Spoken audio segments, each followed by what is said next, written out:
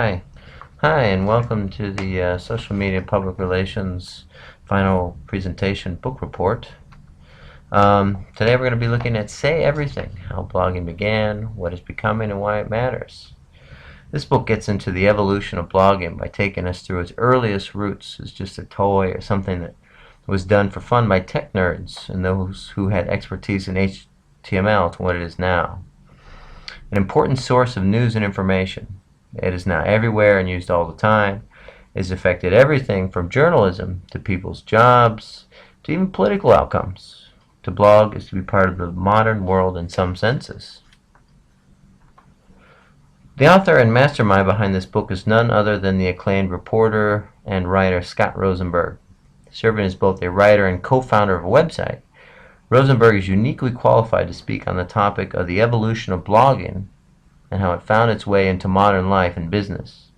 His past experiences include the publication of several books, as well as bylines in some of the most well-known magazines and newspapers in the world. Not surprisingly, he's very pro-blogging, and this book will get to that pretty pointedly. Looking at some of the key points of the content, this book here, as you can see, it accomplishes two things. It takes you through the evolution of blogging and how it affects communication today. As can be found in the early chapters, this book will show you how early adapters like Justin Hall and David Weiner were mostly just playing around with it until they figured out what to do with it. And did they ever? What was just a toy for programmers eventually found a way to link itself to other blogs and develop a network that would attract the eye of major corporations. By then, it was just a matter of tying blogging to paychecks or getting paid. Monetizing, as some would say. When that happened, blogs were everywhere.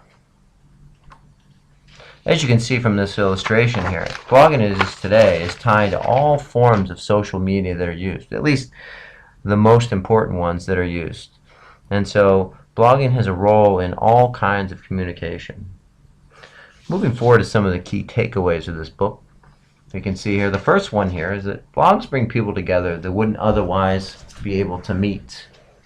In the beginning, this book actually opens up by describing the events of 9/11 through a blog. Through the story here, they talk about some of the earliest moments and the reactions to that. And then from there, people are commenting that wouldn't have any reason to meet or to talk other than if there was a blog. And this book here, that sort of sets the tone throughout it here of different ways that people have been able to communicate and come together that wouldn't otherwise. Some of my favorite ones are about mothers and their children, and blogs that became very popular about how to raise children. Other ones looked at angry waitresses and things they didn't like about their job, and it was meant to be humorous, but the sharing again brought people together. In other words, about tech nerds sharing code, HTML, different uses of software, and then of course there's an entire chapter dedicated to politics, particularly about the blogging on both sides, the American side and the Iraqi side, the events of the Iraq War. Another key takeaway was what you do on the internet matters now. Now, it's not to say that it wasn't important before, but this book goes into some of the real consequences now. Because blogs are so popular, people are looking at these.